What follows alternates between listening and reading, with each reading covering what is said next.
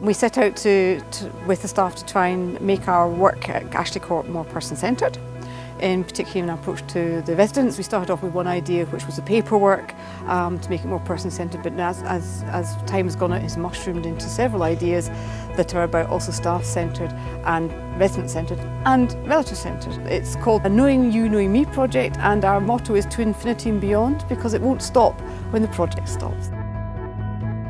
Since we started the project, we looked at the personal plans that we were doing. We felt that they weren't very person-centred, so we've changed it by speaking to the residents, getting to know them and making it much more personal and individual to that person.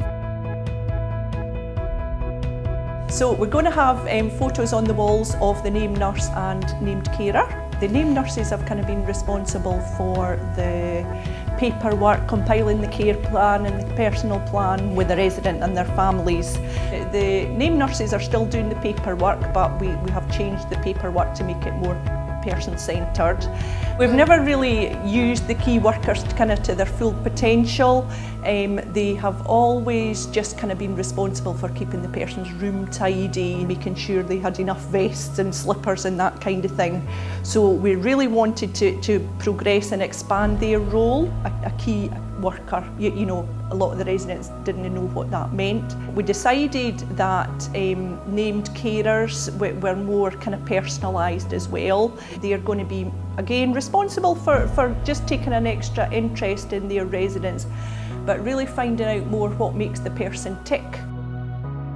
Historically, the carers have done the care and the activity staff have done the activities, but now we're looking for the carers to become more involved in the activity side of things with the residents as well. We've now started allocating the named carers time off rota to spend with their residents doing nice things rather than just the care. We've got lovely new facilities down the stairs. We've got that lovely kitchen, which leads on to that lovely dining room. We're using the new kitchen to go in and actually make specific meals. And obviously everybody has their individual, I like chicken fried rice, and well, I'd rather have sweet and sour and all that sort of thing.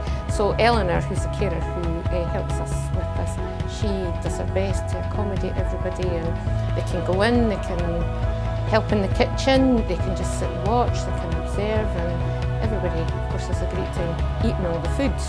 Don't know who washes the dishes.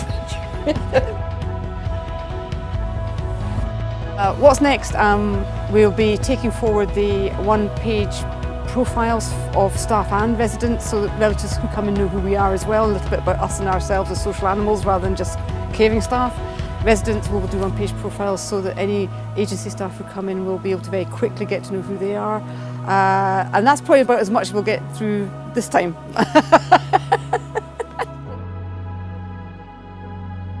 I think it's making a huge difference to how the nurses are seeing people.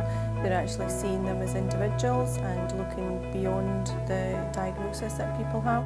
It's been very successful. I think it's just about tapping into people's strengths and finding out what they're interested in. This really helps us to really focus on what is person-centred.